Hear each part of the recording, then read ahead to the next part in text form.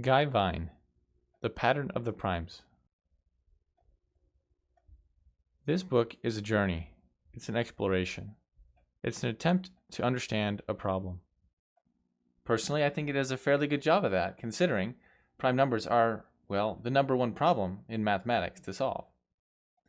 The book introduces and outlines the problem of the prime numbers.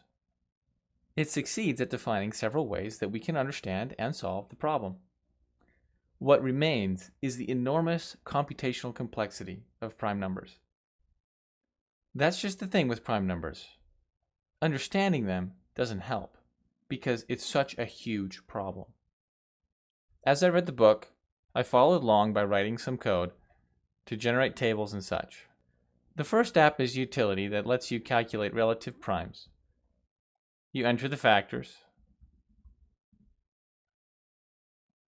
and within the limit, it gives you the relative primes. This is a building block for generating the sequences used by the author in the book. The author uses these relative prime sequences to generate a table. I've added an app called the Guy Vine table. Here is a 25 by 25 table. Ultimately, this table, while insightful, doesn't change any of the computational requirements for calculating prime numbers. It is insightful at establishing how relative prime sequences are related to each other and build in complexity. We can use the delta switch to see the differences in the table. This is essentially where the book leaves off. I would have loved to see the author explore the symmetry of these relative prime differences. For example, they all contain a binary symmetry, in that the first half is the mirror of the second.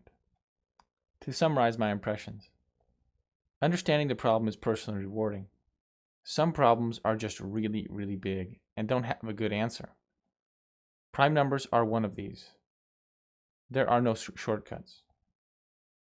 This book provides insight into the problem and moved the ball forward for me personally, but there's a whole bunch we still don't know. TLDR. The prime number sequence is not a single sequence. It is a composite sequence made up of windows of smaller ones. The square numbers control when these windows into smaller sequences are valid.